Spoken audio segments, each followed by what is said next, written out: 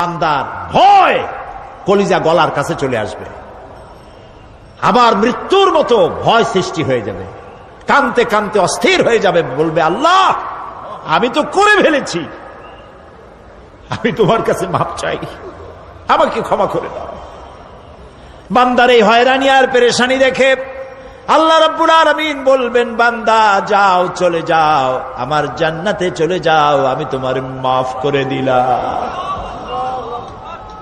এই জন্য নবীজি শিখাইছেন দোয়া করো, আল্লাহর কাছে দোয়া করো, আল্লাহুম্মা হাসিবনি হিসাবান ইয়াসীরা। পড়েন আল্লাহুম্মা হাসিবনি হিসাবান ইয়াসীরা। মানুষের যে সাধারণ হিসাব হবে সে সম্পর্কে আল্লাহ পাক বলেন, ইয়াউমাইযিন তু'রাদুনা লা তাখফা মিনকুম খাফিয়া।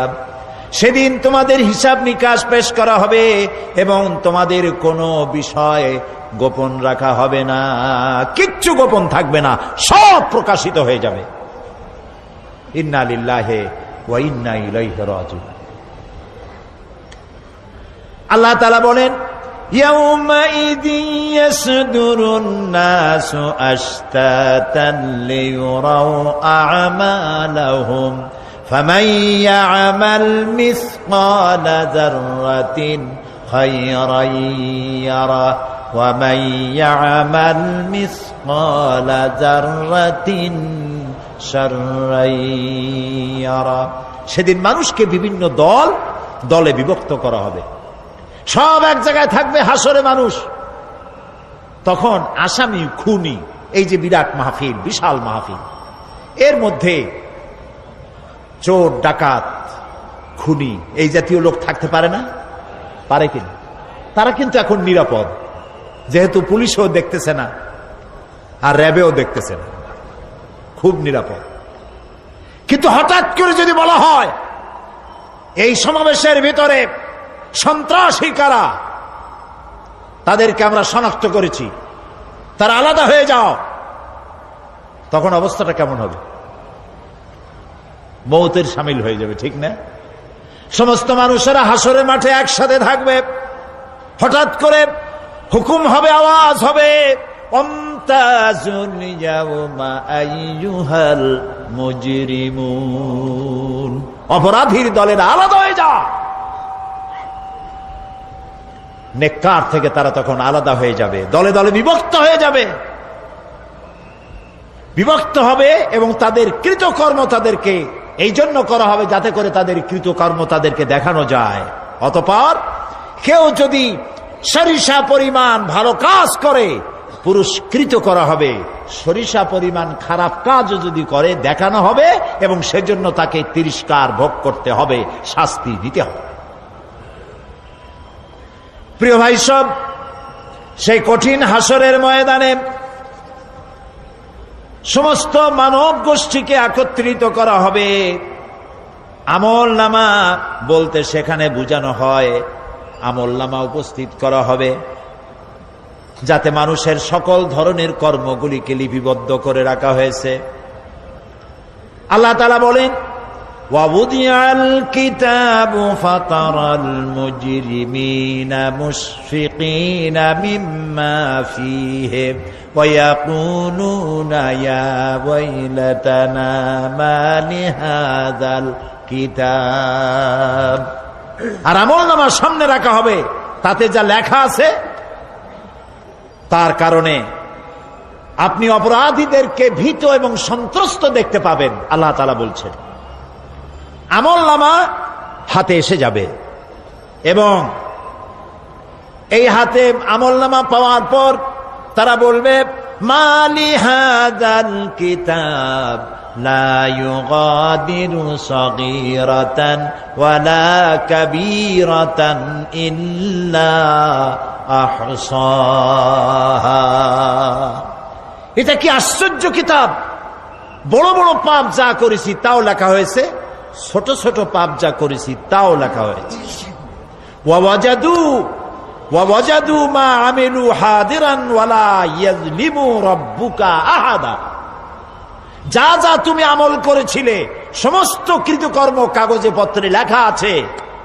তোমার রব কারো প্রতি জুলুম করবেন না। অমাল্লাহু বিযাল্লামিন লিল আবিদ, আল্লাহ তাআলা বান্দার উপরে কখনো জুলুম করেন না। এগুলি সব উপস্থিত হয়ে যাবে, বিশ্বাস করেন? এইখানে মাত্র কয়েকজন লোক কইলুজি, এটা তো ইমানের প্রশ্ন। এসব কথা যা বলা হলো বিশ্বাস করেন? আল্লাহ যেন এই বিশ্বাস আমাদের কলিজার মধ্যে গেড়ে দেন, বলেন আমিন। প্রিয় ভাই সব, আল্লাহ রাব্বুল আলামিন এই কোরআনে কারীমের ভিতরে সব কিছুকে ওপেন সিক্রেট করেছেন, কোনো গোপন কিছুই রাখেন নাই, সবগুলিকে খুলে খুলে বলে দিয়েছেন।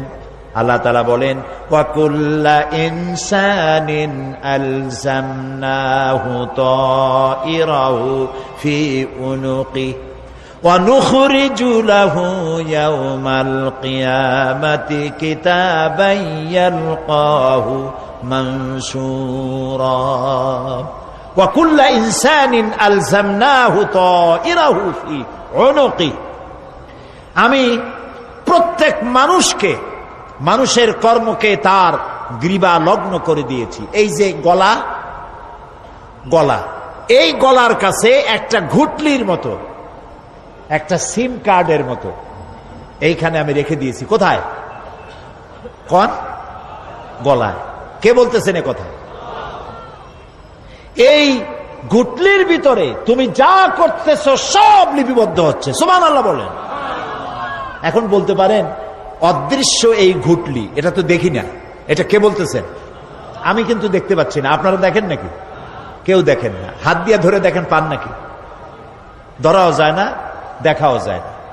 আল্লাহ বলছেন আছে, তাহলে বিশ্বাস করতে হবে।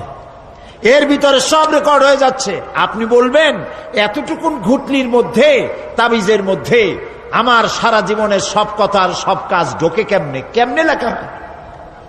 তাহলে পাল্টা প্রশ্ন করি, আপনার মোবাইলের সিম কার্ডে এত ফোন নাম্বার, এত ইমেল, এত কি বলে, এত টেক্সট, এত কিছু, আপনার আরো কি জানি আছে, মেসেজ দেওয়াটা হাবিজাবি আছে না, অনেক কিছু গোষ্ঠী সুদ্ধা, এগুলো কেমনে হয়? ছোট্ট একটা সিম কার্ডের মধ্যে কেমনে হয়? শত শত টেলিফোন নাম্বারের মধ্যে ঢুকে যায়। আমার একটা টেলিফোন দিয়ে মোবাইল দিল, কোথা থেকে দিল? লিসবন। কোথায়? কি আন্দাজে কয়? অস্ট্রেলিয়া। লিসবন হচ্ছে পর্তুগালের রাজধানী। পর্তুগালের রাজধানী, সেখানে প্রোগ্রাম ছিল, ওরা আমাকে একটা মোবাইল দিল। এতে যে কত ফাংশন আল্লাহই ভালো জানে, আমি এখনো শিখতে পারি নাই। এত ফাংশন, এতটুকু একটা মোবাইলের মধ্যে। কম্পিউটার, কম্পিউটারের ছোট্ট একটা মাইক্রোচিপ যন্ত্র, যে কম্পিউটার ব্যবহার করা এখন বাচ্চা ছেলেপেলেরাও জানে। এটা একটা পৃথিবীর বিস্ময়। এই কম্পিউটার, আপনি যান ব্যাংকে, কম্পিউটারের ছোট্ট সেই মাইক্রোচিপসের মধ্যে সারা চট্টগ্রামের সমস্ত মানুষের টাকা লেনদেন, ট্রানজেকশন, এর যা কিছু আপনি করেছেন সব কিছুর হিসাব এখানে রয়েছে, আছে না? তাহলে এতটুকুন একটা মাইক্রোচিপসের মধ্যে এত সহস্র কোটি কোটি টাকার হিসাবপত্র, লেনদেন, এই ছোট্ট জিনিসের মধ্যে ঢুকাবার মতো জ্ঞান মানুষের মাথায় দিছে কে? বলেন কে? সেই আল্লাহই তো গলায় ঝুলায় রাখছে। তাহলে এটা সম্ভব না? সম্ভব কি না? সম্ভব। এখন এই কথাগুলি বলে আল্লাহ মানুষের ক্ষতি করছেন না উপকার করছেন? উপকার করেছেন। এইটা যদি আমার বিশ্বাসে থাকে যে আমার গলার কাছে এরকম একটা সিম কার্ড আছে, একটা সিম আছে মোবাইলের মতো, এটা মনে করেন মোবাইলের একটা সিম গলায় ঝুলানো আছে, এটা সব উঠতেছে, যা বলেন তাই ওঠে, যা করেন তাই ওখানে লেখা হয়। সুবহানাল্লাহ। এই বিশ্বাস যদি আমার হয়, আমি ভালো মানুষ হয়ে যেতে পারবো। সুবহানাল্লাহ বলে। আমি খারাপ কাজ করতেই পারবো না। এই জন্য আল্লাহ পরকালের এই কথাগুলি কোরআনে কারীমের মধ্যে এত বেশি করে বলেছেন। মানুষের চরিত্রবান হওয়ার জন্য আল্লাহর ভয়, পরকালে বিশ্বাস, এর থেকে বড় ওষুধ পৃথিবীতে আর নাই। সব লেখা হচ্ছে, মানুষ বিশ্বাস করে না, এ হলো মূল কথা। যতক্ষণ মাহফিলে থাকে কেমন লাগে? এই যে বসে আছেন ঘন্টার পর ঘন্টা, কেমন লাগে? কোন বেহেশতের মতো। বাড়ির কথা মনে আছে এখন? বউর কথা মনে ওঠে? ছেলে মেয়ের কথা মনে ওঠে? সুবহানাল্লাহ কইতে ইচ্ছা করে না? মাজালিসুল ইলম হিয়া রাউদাতুম মিন রিয়াদিল জান্নাহ। এখানে ইলম আলোচনা করা হচ্ছে, কোরআন আলোচনা করা হচ্ছে। এটা তো রজব আলী প্যারেড ময়দান নয়, এটা জান্নাতের টুকরা হয়ে গিয়েছে। বেহেশতের বাগানে বসে আছেন, বেহেশতে মানুষেরা দুনিয়ার কথা চিন্তা করবে না।